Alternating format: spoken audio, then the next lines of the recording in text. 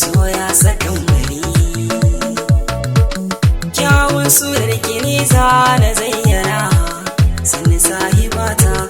doguwa kike farasan tareliya mai kyau na fata yanayin zubin kiwa ne baturiya yar makaranta kun kulliya kuke ɗai aka kwaikwaya aka na fahimta kyawun idanki ne ya fice na zayyane da so samun ne awa ɗaya auren ne na fi so ki zo ki zauna a dab da ni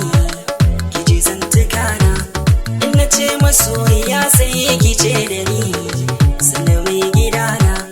daɗin sautin ki shi ke bugar da ni in rasa kaina zobe na so da ƙauna saka mini ki rike hannuna na fi so da ni da ke